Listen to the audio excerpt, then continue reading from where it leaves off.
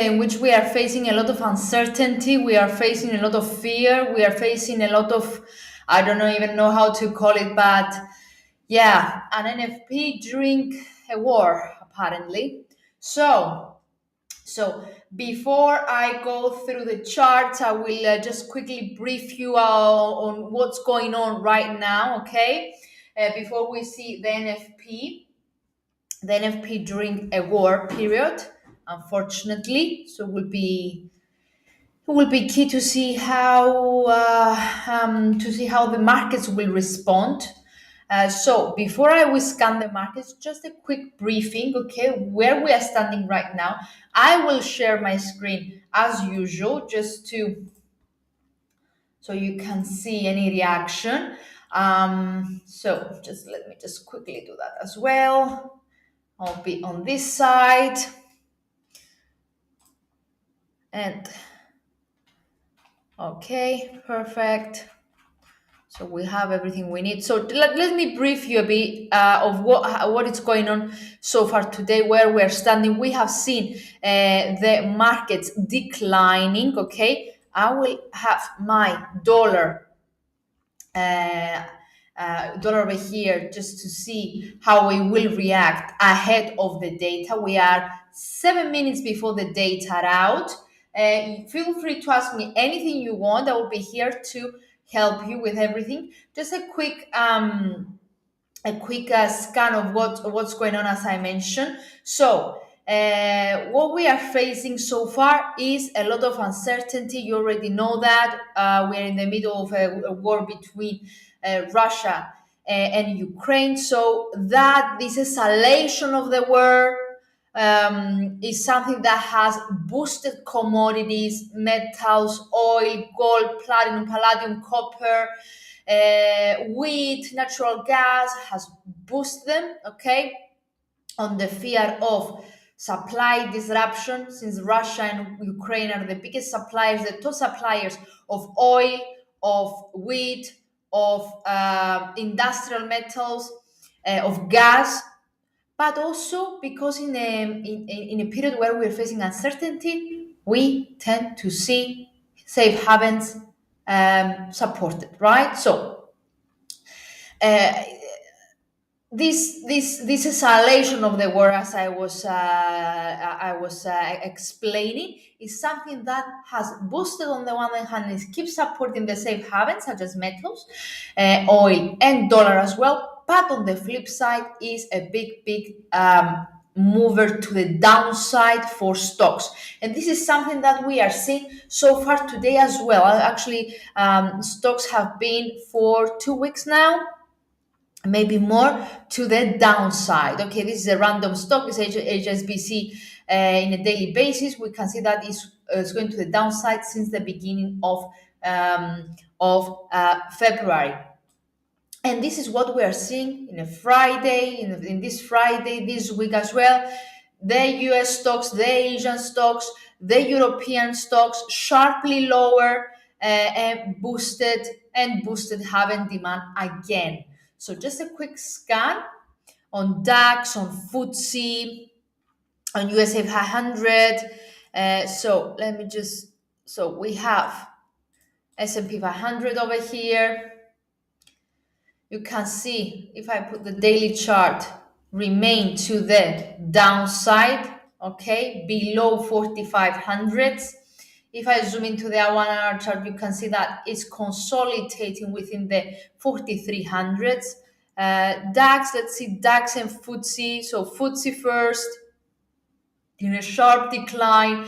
FTSE is one of the biggest decliners so far today with a 3.5% decline. Hello, Dada Brasha, good day, Malulek, Mecca, good morning. What currency is that? Malulek, I'm just scanning through the markets quickly before we see the data out. So this is the FTSE UK 100. So just to present, just to show you that the stocks are in a sharp pressure once again, are to the downside. Nikkei closed yesterday at 2.23% loss. FTSE over here, 3.5% decline just in a single day. And if you check the daily chart, you can see that there is a big sharp decline from the 7600s down to the 7000s. 7,000 territory is a key support level, and it will be very significant to check whether the asset will manage to close the week below that level today. So that's FTSE, that's UK 100. The same, you can see the same drift, and even worse than that from the DAX, as well, the GER 30. So if I just quickly bring back the DAX, the decline more than 3.7% drift. That's the hourly chart, down to 43,250. If I put the weekly chart on, let me just, you can see how sharp this decline is with momentum declining. So a lot of pressure on stocks in general globally, something that is unlikely to stop anytime soon, since we have the ECB coming next week, but more or less the main mover remains the developments in Ukraine. And because the Eurozone is the biggest, is the economy that will suffer the most. It has the bigger exposure on this geopolitical crisis. Okay, that's why, guys, all the European related assets, European currencies such as Zloty, Czech krona, DAX, FTSE, all the European stocks, European indices, European futures are the ones that are expected to remain under a lot of pressure, exactly because of the Eurozone's exposure to the Ukraine crisis. Okay, so, and this is something that the officials will take into consideration on Wednesday. I think the ECB is on Wednesday, so it would be a very difficult time for decisions from decisions for the ECB officials, because the situation is really difficult. Okay, so these conflicting views, this crisis that is expected to, that actually has already started, an energy crisis for Europe and for the globe as well, it will likely to boost even further inflation, and will get much worse thanks to this Ukraine crisis, this Ukraine war. So stagflation concerns are actually worsen. So it will be difficult to decide what they do, and it will be even more difficult to actually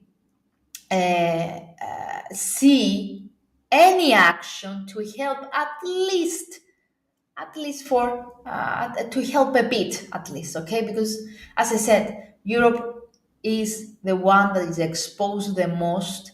We are already in an energy crisis due to the pandemic, but now that there are a supply disruption from natural gas, for oil, for other goods as well, from Russia to Europe, Europe is likely to suffer the most. So the data are out.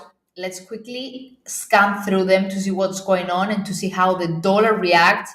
Let me put dollar on, and we will discuss the results together. So let me share with you the results. Let's see together. Let's scan through the markets, and let me refresh a bit.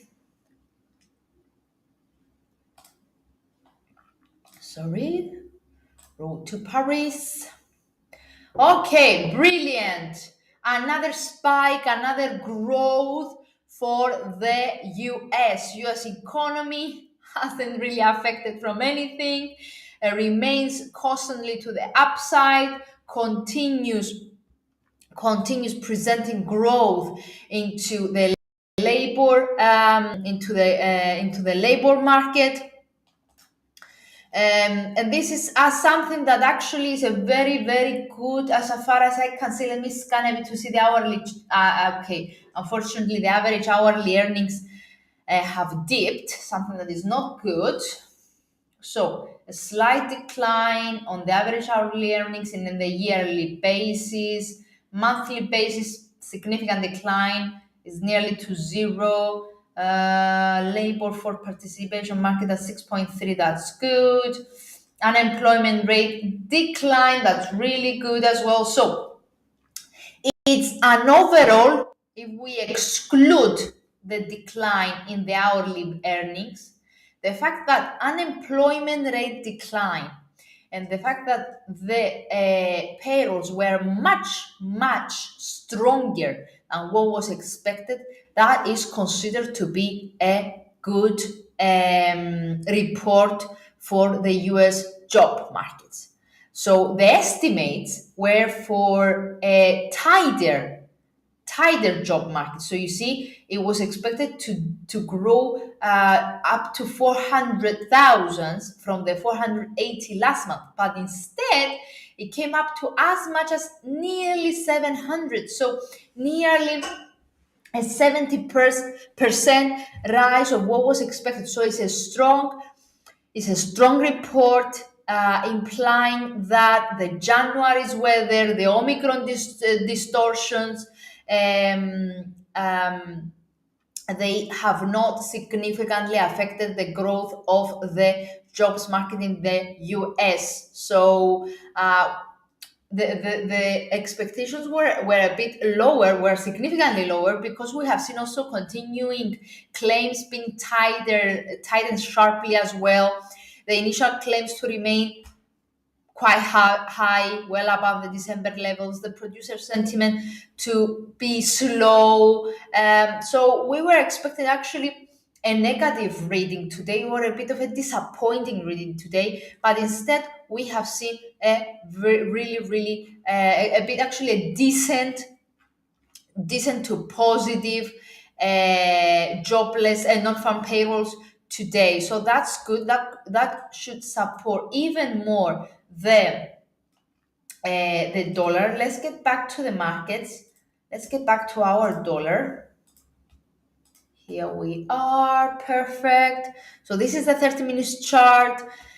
So on the data release, we've seen a bit of a pullback, but as you can see, it looks a bit, the reaction looks a bit muted, because it's actually a positive report. So that, along with the safety of dollar due to the geopolitics, it could see the dollar shifting further to the upside. You can see that the momentum remains extremely high. We have some overbought conditions in the very short time frames, such as 30 minutes chart and 1 hour chart, with the asset really over here trying to correct a bit to get back to the Bollingers before another attempt to the upside, because the momentum remains positive, well above all the moving average, even my fast moving average, even my long moving average. Momentum extremely positive. RSI slowed down a bit, stating that, you know what, I will stay up, but I need a bit of a correction. The same stands for RSI as well. So fundamentally and technically, dollar seems that it will not provide any pullback. It has further steam to the upside, even though it looks a bit overbought. So that's the daily chart. Okay.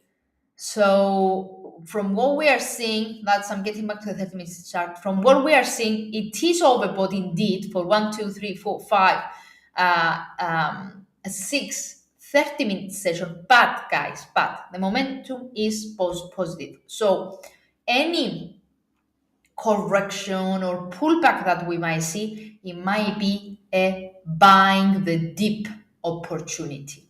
Okay, because the results, the data, along with the fundamentals, along with the geopolitics, it is expected to keep the dollar to the upside. And I can see that it's really pushing, even though it's outside Bollingers already. So Hello, everyone. You need signal. Thado, I'm not providing signals. I'm not allowed, actually. Due to regulations, I'm not allowed to give signals. What I can do is explain the fundamentals, explain the news, help you understanding the technicals, and you can take your own decisions. Of course, you can ask me anything you want. I will be really, really glad to help you. What can you say about euro dollar? Of course, stick to euro dollar. Let's get back to euro dollar. So, euro dollar it is. I should fix a bit my MT4. That's the station that we're using for our lives. So, oof.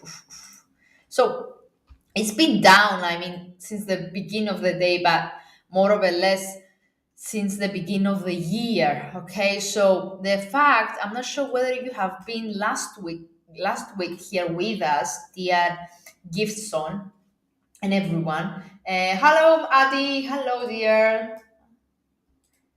So, okay. I'm not sure whether you have been with us in the previous lives or on Wednesday with Wednesday Stuart had a live as well. We highlighted for more than 2 weeks, for more than 2 to 3 weeks now, that 111 is a crucial support level. Okay. Other than the fact that it's a double bottom over here, it's a key round number, it's a psychological level. It will take us back to the pandemic period back in 2020, so 2 years ago. So it's a crucial support level.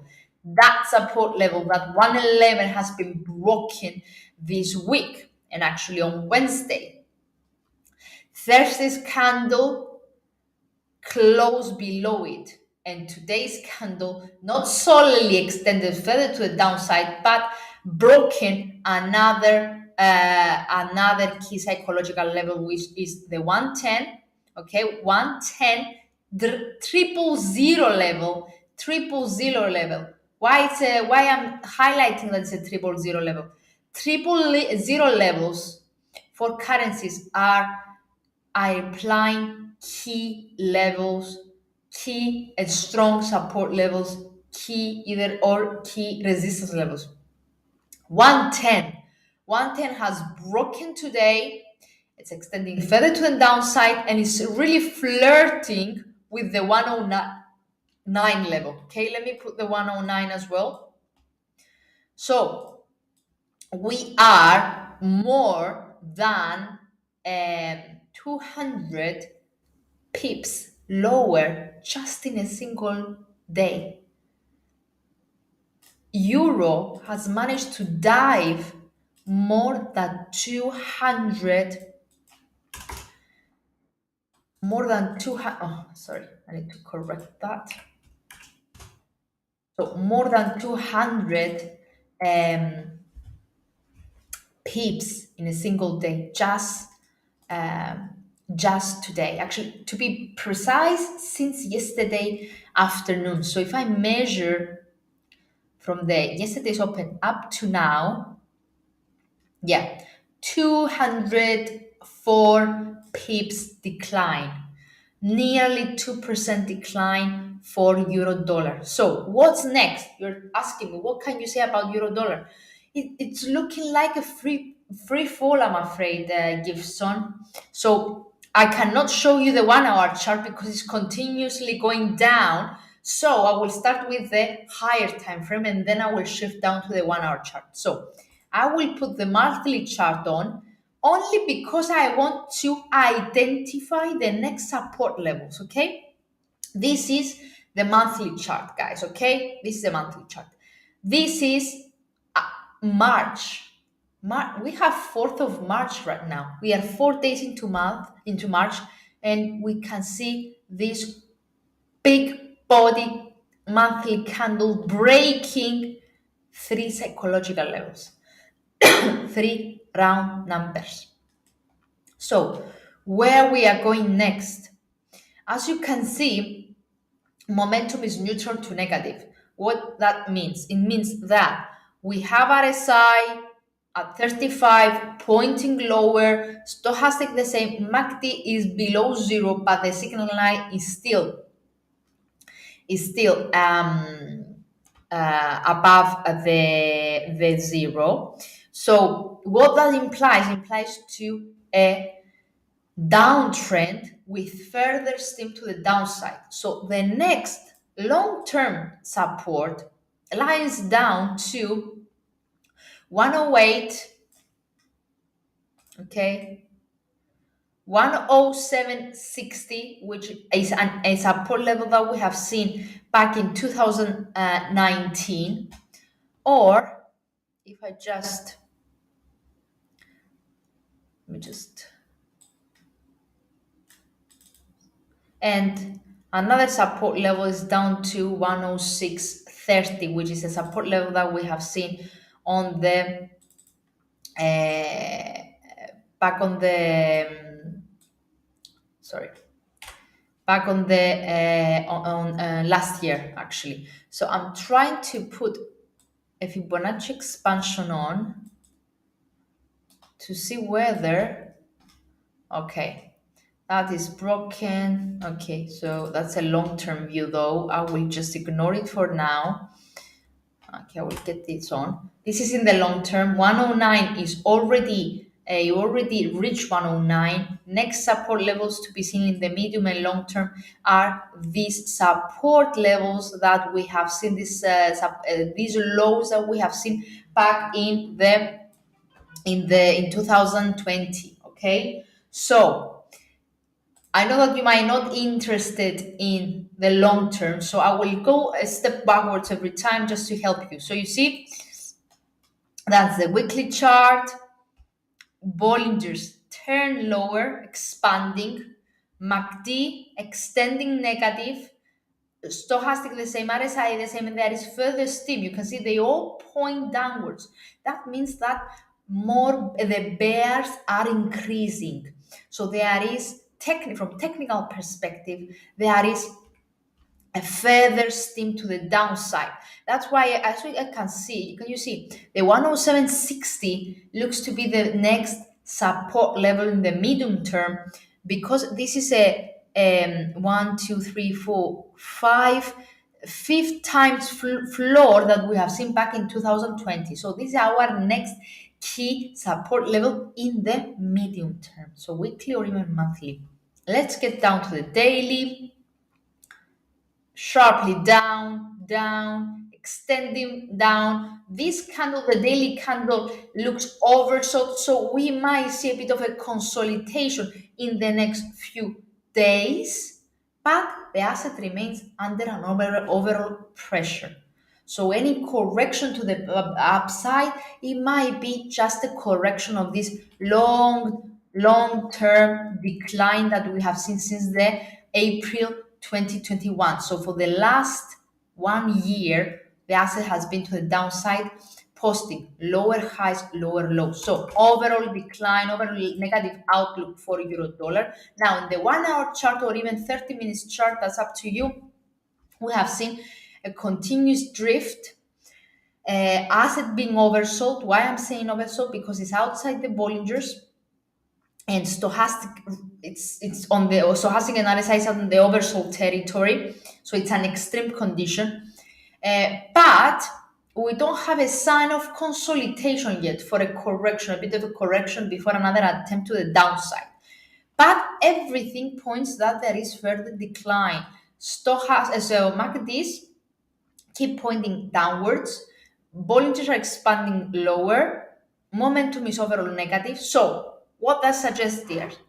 That as we move into the end of the week, and by considering that the US market presented a strong jobs for February, dollar is expected to remain on bid, while euro to remain under a significant pressure. So what can I say? We might see at some point a bit of a slowdown, some consolidation like this one, or a potentially temporary rebound because it's oversold, but it is what it is. Technicals and fundamentals are not presenting any sign of rebound, just an extension of the current decline. Okay, um, that's a serious decline, and I cannot really say that it was not expected. To be honest, dear Gibson, we were expecting a decent, a bit tighter jobs report. But either way, even if it was a disappointing one, even if the US was right presenting a really disappointing jobs report today, I'm afraid the attention is not on the data the last 2 weeks, but unfortunately are on what's going on in Ukraine. So you need to keep yourself up to date with the headlines, with what's going on with the war, especially uh, just to keep up with what's going on. It is the sentiment, after all, and how this could affect the global economy and how this will affect even euro. Euro, as I said, is the one that is on risk. It will expect it to be hit the most. Gold, of course. Thank you, Jibril. Yes, NFP 678. Yes, we have seen that before. Sorry, just a bit of a. I don't think euro wants to decline more, but unfortunately, nothing helps to the flip side. Nothing helps. Neither the European economy. Okay, let's not forget that the ECB is the one that it hasn't rate high rates yet because we don't have the ECB hasn't seen the numbers improving. So we have seen some growth, modest though growth in Germany, some other parts of Eurozone, but as a whole, Eurozone, Europe is it might be the only region, okay, I cannot say the only region, but it might be the region that hasn't posted significant growth, a significant recovery from the pandemic, neither in the jobs market, neither in the manufacturing production, neither in the gross domestic product. Inflation is rising, so it's not like US or like New Zealand and Australia or like Canada. The officials, they are seeing a bit of a recovery, but well below of the numbers that we have pre-pandemic. So that's why they haven't hiked rates yet. Okay, we haven't seen a recovery of the European economy yet. And with this situation right now, I think we won't see any recovery anytime soon, not even in next year either. 2014 2024 maybe. Yeah, but okay, let's stick to where we are standing right now. Yes, it's not only the war, it's also the data, it's also what the war means, or what the war could how the war could affect the European economy. So we see also pricing the market participants, the people that are trading euro, to uh, sell euro because of the fear of even more contraction. Okay. Um, Something else that I would like to mention also about Europe is that sorry.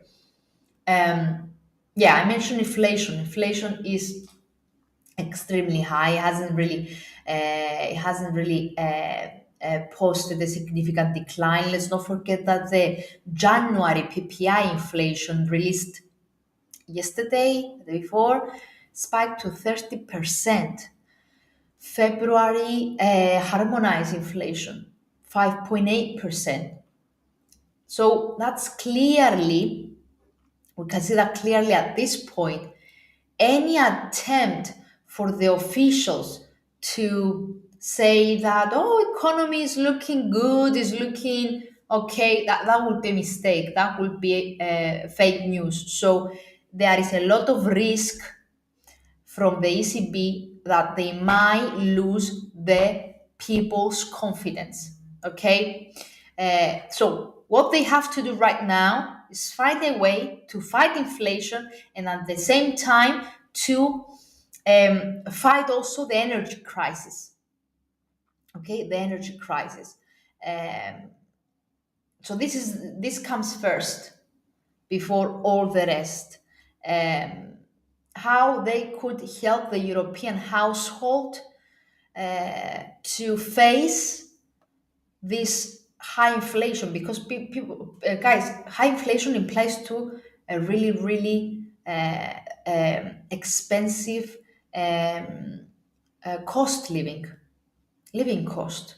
Even we are already, I don't know whether you are in Europe or not, but right now we are seeing in Europe, in Cyprus, here that I am based, in Greece, in Italy, in Germany, etc., the oil is like significantly high, and all the groceries are getting expensive and expensive, and everything that we buy, groceries, services, everything is going crazy. We are like seeing prices that we have seen back in the global crisis in 2008, 2010. Okay, so this is what we are currently facing in Europe. You might felt as well the rise in oil in your countries as well. But yes, ECB is the only one that hasn't reacted yet, because there is a lot of risk and a lot of problems to be solved. And now with the Ukraine war, that's there's an even more spike to the cost pressure for the people. Okay, so they have to be very, very careful next week on what they are saying and what they will do. Okay, so I will leave a bit the politics. You might not be really interested in, so I will get back to gold. I think there is nothing else to be mentioned about euro dollar. You can see that is in a free fall pretty much. So let's skip and go back to gold, which was one of the biggest gainers.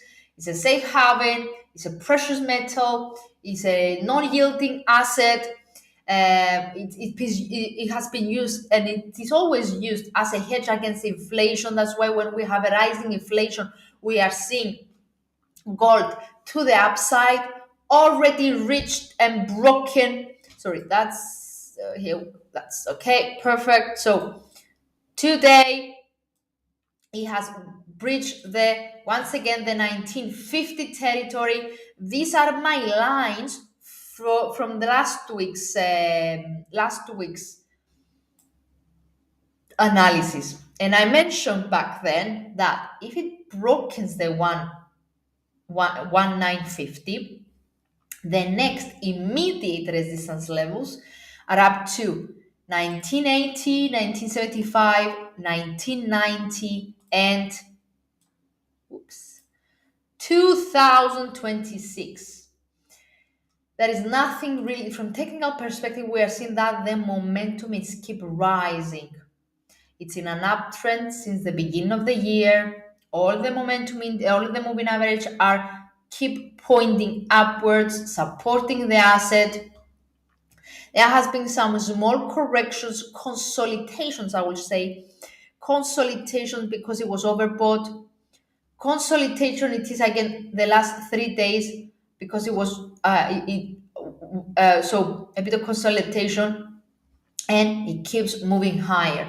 So there is no sign of decline in the medium term for gold. It has been as a precious metal. Let me just put that as 450. Yeah, that looks good. You see, so well supported, keep pointing upwards, momentum to the upside. So an overall positive outlook from gold. We explained several times why is that. In general, the commodities are well beat along with oil, natural gas is a safe haven. Stagflation fears also boost gold to the upside. So that is unlikely to change anytime soon. Now, if you want me to check the intraday basis, you can see something similar as well. So this is the 1 hour chart. So up a bit of a correction, up a bit of a correction, up a bit of a correction. But if you notice this we are in the 1 hour chart, by the way, guys. The lows, the corrections are just higher lows and higher lows remain, keeping the asset into a nice smooth upwards trend. So yeah, where we're standing right now, it had a boost in the morning, a bit of a consolidation before the data, a small spike down on the data because of the strong dollar as well, but it's back to the highs, and before it attempts another jump to the upside. So um, if you want me to find key immediate resistance level just for the 1 hour chart, 1950 is yesterday's peak and remains the key immediate resistance of the day. And if you want to find out closer resistance levels, then put your Fibonacci expansion on. So the very next one after 1950, it would be the 100 Fibonacci extension at 1957. Okay. So yeah, that's really it for gold. Egor, I'm not really sure what that means. I'm not really sure what that means. Sorry. Guys, any questions? I'm here to help. Don't forget that. So I will wait for your questions. Let me know which assets you want me to cover. Otherwise, I will just scan through, and I will scan through the markets with the assets that I believe that are helpful for you. But if you have anything precise that you want me to analyze, feel free to stick it in the comments box and I will reply and I will analyze it. So until I have further questions, I will move on to pound, okay? Because pound dropped to fresh 2022 lows. So let's see a bit pound, okay?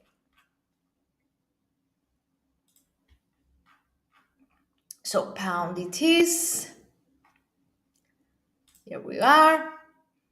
Another free fall, similar to euros, down to fresh 2020 levels, breaking the last week's low at 132.70, extending lower. So as I said last week, now the next immediate support level can be found on these 4 times fractals at 131 area. 131.60 is the next key strong floor that we might see for cable. Momentum is not supporting any rebound. Momentum actually is negative and extending lower. So that implies that more bears are jumping into the market and pressure the cable even lower. So let's see. So the negative outlook for cable in the medium term, intraday, the same. So 1, 2, 3 negative bearish candles lower outside the Bollinger. So we might see a bit of a consolidation, but the fact that momentum is extremely negatively configured. RSI at 23, stochastic negative as well. That implies that decline could extend even more. So we might see a bit of a correction, consolidation around 132.30 area, just for the asset to get back into the Bollinger Bands area, but the decline expected to continue. So any rebound is just uh, is just a correction before another attempt to the downside. Okay. Anyway, we have a strong dollar, so all the dollar pairs will witness a heavy selling. Okay. due to the blowout rally of dollar. Okay, and especially now that we had an upbeat NFP report that will continue to boost dollar. Okay, okay, let's shift to oil. No one asked about oil. Why do you think the US dollar and the 10-year is recoupling? Oh, it's what I said, my dear Fadik. Okay, that's a good question. That's a brilliant question as well. Actually, okay.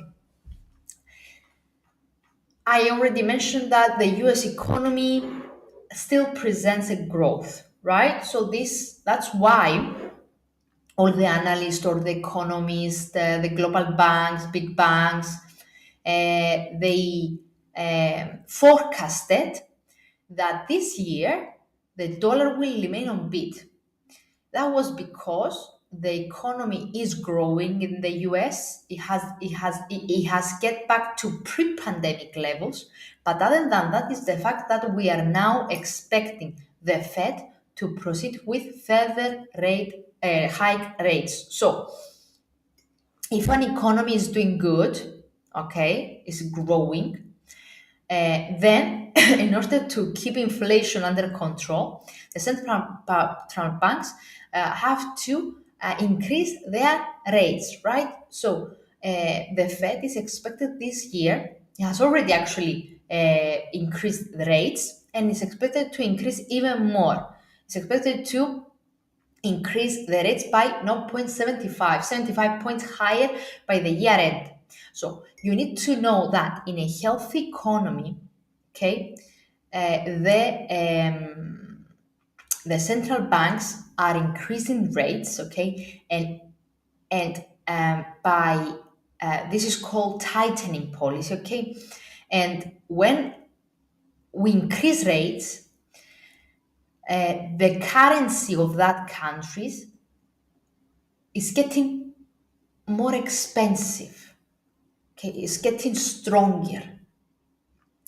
So that's why, well, that was one reason why dollar is on beat.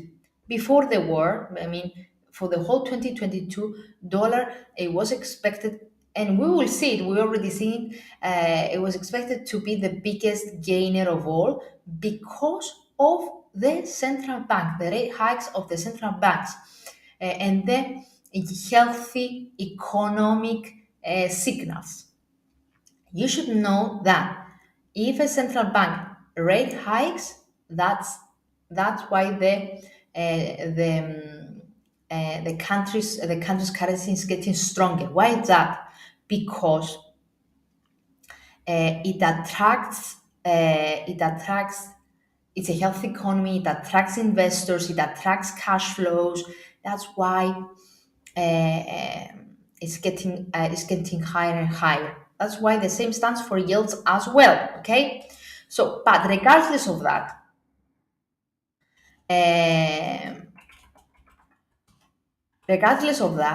now don't let's not forget that dollar is a safe haven as well.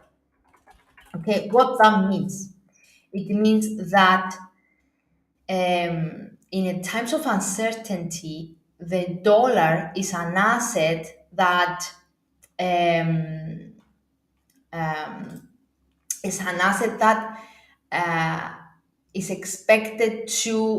one of the assets that tends to retain or even increase its value when it seems like the war is coming to an end, like now. Okay, so the dollar, the Swiss yen, the Swiss franc, sorry, the yen, the gold are assets that have been called safe havens because they keep their value when there is a lot of uncertainty to the market. Okay, so it's a flight to safety, we say. So during a period of high uncertainty, people prefer to take their money out of other assets and invest them into government bonds, into metals like gold, into yen, into Swiss, into dollar, because if they put their money over there, they won't lose much because those currencies are retaining their value. Okay, so because we have the war, exactly because we have the war, but also because of the expectations of increasing of the Fed increasing rates, so of the expectation that the dollar will remain on beat for the whole year, people are taking their money from elsewhere and they put them to save assets such as dollar, okay? Such as dollar, such as gold, such as yen, and etc. And you should know that if we are seeing strength in the US dollar, this is an indication of risk of sentiment. Because if the dollar is stronger against higher yielding currencies, markets are likely not happy about recent released economic data or news, like now with the war. Okay, so that's why we are saying that a lot of analysts, if you saw, they are saying that for investors, not for traders, for investors for this year and the next, they should add in their portfolios um, U.S. government bonds. This is because if a country's if a country if the bank of a country increases rates, that means that the government bonds will give higher return to the investors and higher dividends, okay, and so on and so forth. So hopefully I replied to your question, dear Fadik. So other than the traditional characteristic of US dollar and yields and treasury yields as safe havens, other than that, also is the Fed. Okay, if the Fed already hiked twice, if I'm not mistaken, it's expected to hike another 75 points within the year. So the dollar is expected to remain on beat with or without a war. Okay? Let's finish with oil. I cannot see a lot of interaction today. I don't know why. I don't know whether you don't have anything else that you want me to cover. Let's shift to oil since I don't have any further questions. Yeah, so let's shift to oil. Oil. At the daily chart, we have a big boost at the beginning of the week. And we are currently, this is a monthly chart, we are in areas that we haven't seen actually since 2008. And I'm not sure why I cannot show you the past data. Let me check.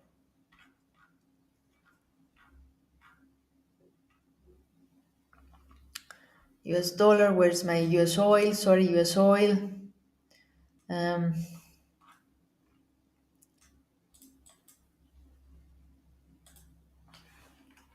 yeah, here it is. And you see that this is a monthly chart, guys, okay? We are back to 2010 territories and we have already broken it. So the oil prices are extending gains, are in an upwards trend since the pandemic, since for the last 2 years, breaching and breaking 2010, 2011, 2012, and 2014 high territory. That's where they have already breached and broken. Currently, they are as high that the US oil is high is it has posted a high at 112.78. Okay, so that's taking us back to 2010 territory. So if I zoom out a bit, you can see that. Come on, can you? The next resistance areas is pretty much back to 150 territory, back in 2008 when we have the global crisis. Oil prices remain on track for the biggest monthly, weekly surge in almost 2 years. Okay, the last 2 years. And as we keep seeing news about nuclears in the US Ukraine war, and also reports that the nuclear deal with Iran may be nearing completion. This is something that helps even more prices. But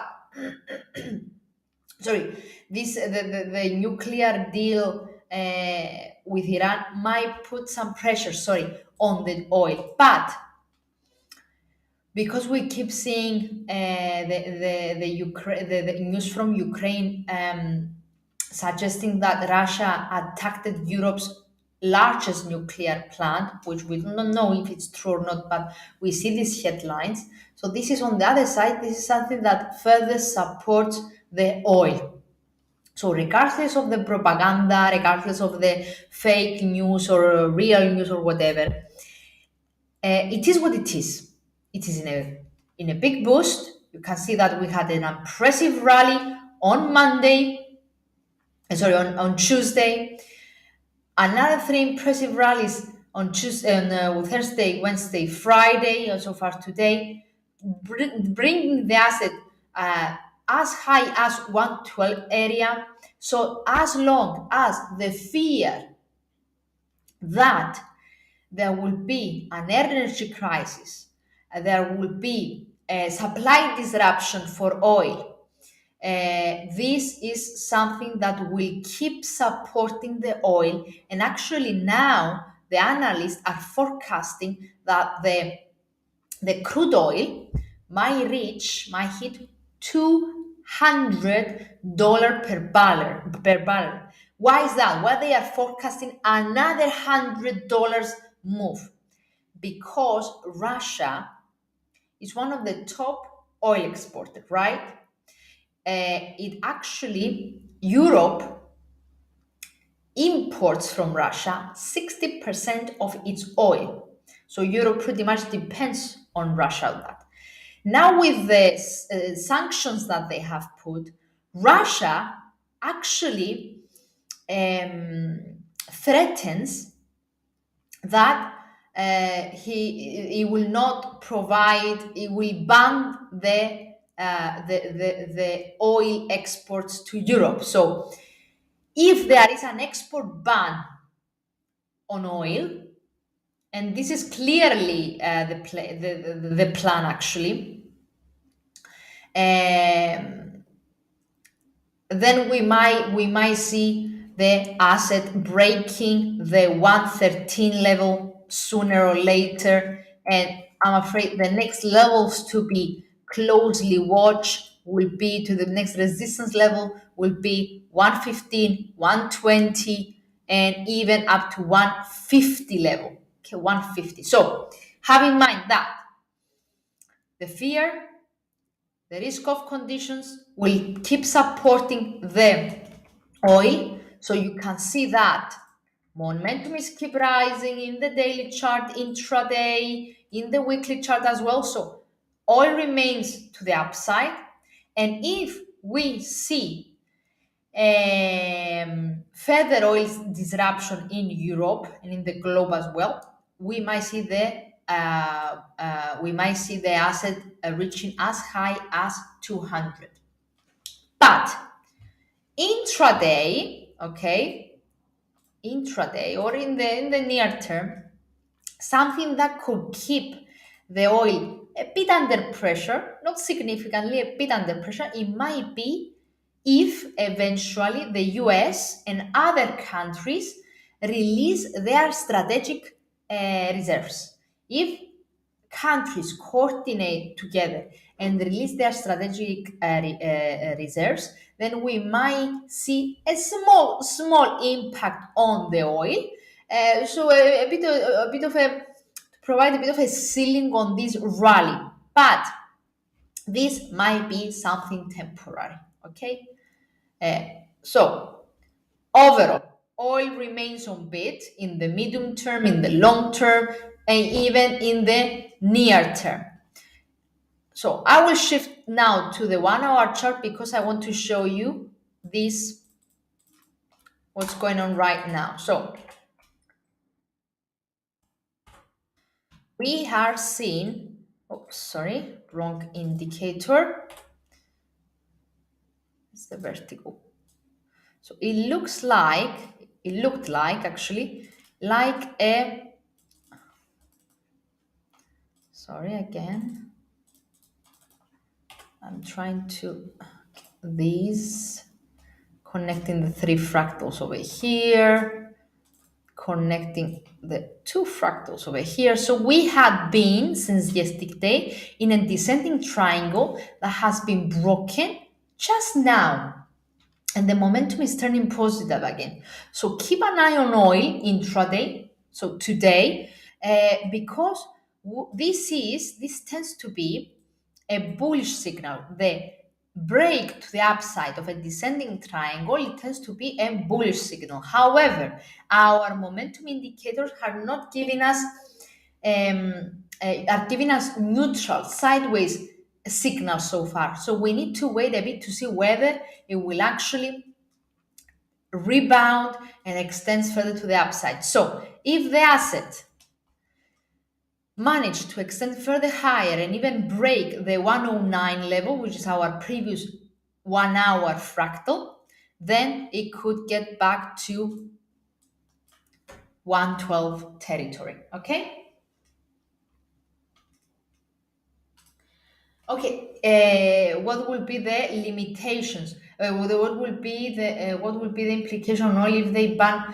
It might cause a bit of a consolidation in the medium term. It might stack. It might keep the oil a bit sideways for some time, but it won't expect it to be a significant it's not expected that the oil it will not expected that will have a significant impact of oil because regardless if they want to ban or not the Russian from oil the Russian oil or not, they depend on the Russian oil.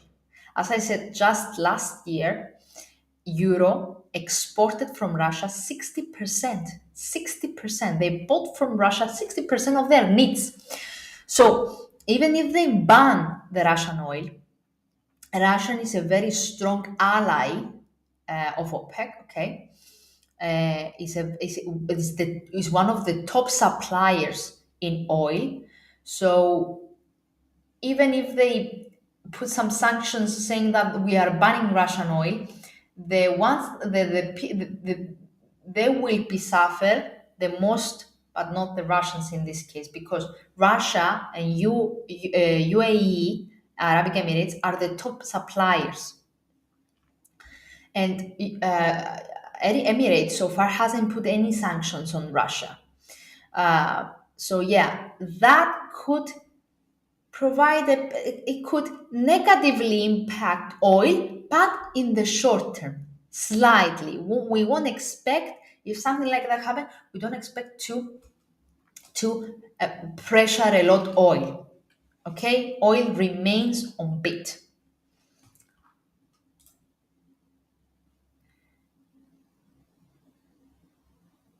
Depends. I cannot really advise whether you should buy or not, dear Fadik. Depends on what kind of trader you are. Are you referring intraday? Because intraday, okay, it's a matter of a trade that will last a few minutes or a few hours. So yes, you can buy in a rebound, you can sell in a decline, so on and so forth. Now, if you're referring to the long term, if you are a day trader, a long term trader, it seems that if I put the weekly chart on, okay, or actually I'm going to put the daily chart on, we can see that it's trying to correct and the momentum is extremely high. So yes, the overall outlook, if the medium and the long term outlook, it looks that it presents that oil has further steam to the upside. Okay. Guys, that was it. If you don't have any further questions, I will call it a day because we are already an hour live. I'll wait a bit for your questions. I'm gonna scan a bit the news to see whether we missed something. I can see over here that euro crumbles, pound crumbles. We have already seen that as the risk jitters indeed. Um, Solid labor market from US. Yes, we have seen that. That's why dollar remains on beat.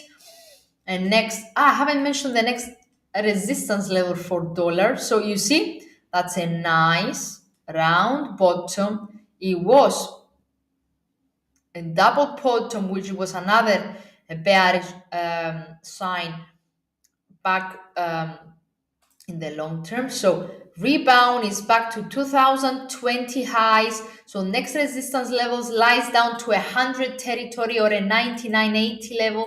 So that's the next resistance level for the asset in case that if that breaks, and let me put some Fibonacci expansion on.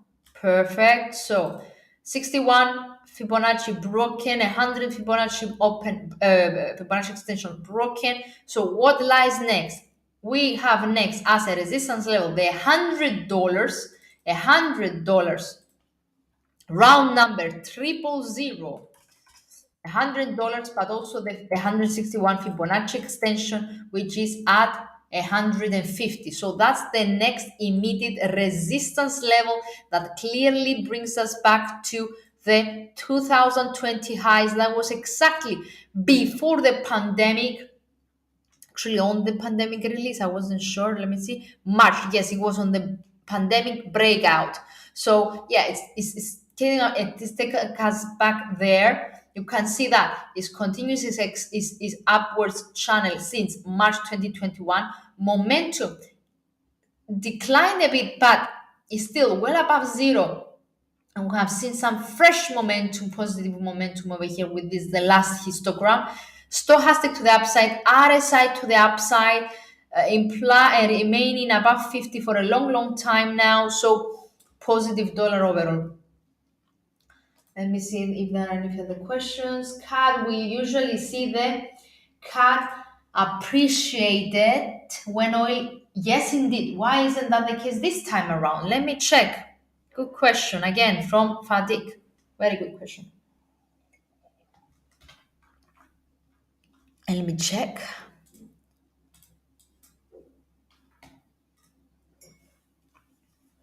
And you are absolutely right. It's because of dollar. You are referring, I guess, to the last 2 days, right, Fadik? Is because of the dollar. We might, yes, you're right. CAT appreciates if oil is up, but we don't have only oil up, we have dollar up, and this is a dollar CAT pair. So I guess that if for example, if I bring in pound CAT, okay, this is pound CAT, you can see that CAT is the winner because it's the Canadian dollar against pound dollar. If I bring, so Aussie CAD is to the upside. So yes, it's a bit tricky, and you did very good asking me that. Okay, I will get back to dollar CAD. Why is that? We have a strong oil indeed, but we said that the safe havens remain on bid due to the situation. So, which are the safe havens? Safe havens is Swiss, is US dollar, is yen, and is commodities. That's why over here we are seeing dollar on bid and not CAD on bid because dollar is a safe haven. So regardless if oil is up, the dollar remains the strongest currency of all. That's why Canadian dollar is under pressure against US dollar. Now, something that, and I wanted to add on that. This is a daily chart. If you see overall, exactly because both oil is up, but dollar is up as well, overall we are seeing that the dollar cut has stuck within a sideways movement overall. Okay, but it's better to try and monitor your momentum as well. Have you seen that my Bollingers, my daily Bollingers have flattened? Have you seen that? They have flattened. and the asset pretty much is consolidating, right? For the whole year so far, for the whole 2022. So this is the reason. From the one side, we have a very strong oil, which should support the CAD.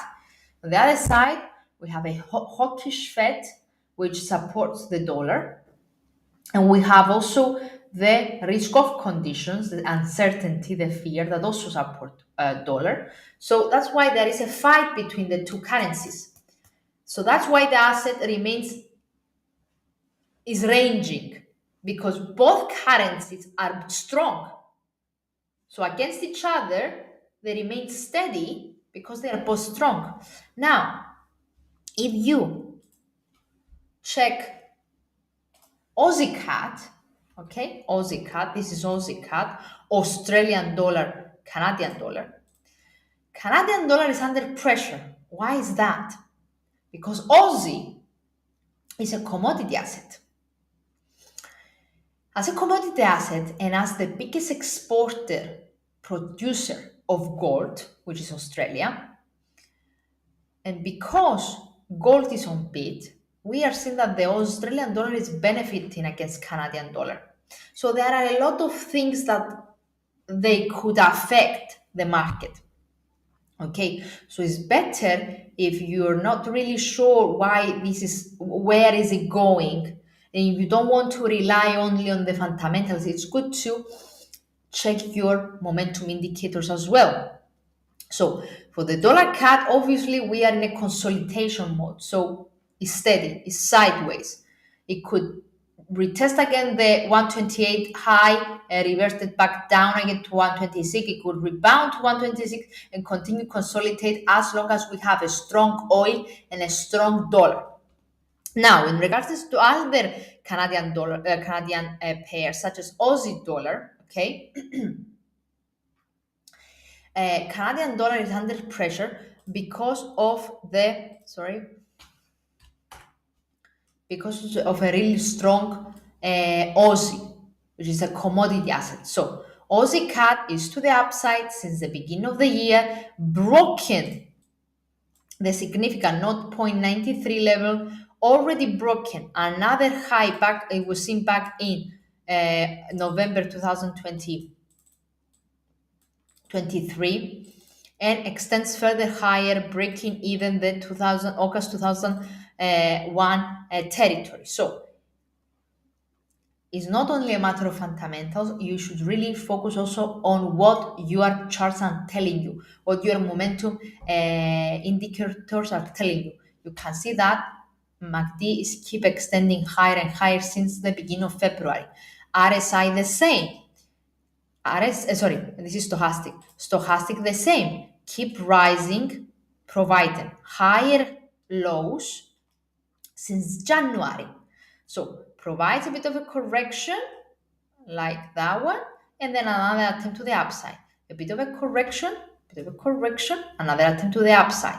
RSI the same, is to the upside. Keep rising and rising and rising, just cross 60. So this is presenting a rally for Aussie CAD. It's a positive outlook for Aussie CAD. So it's not only a matter of oil is going up or down.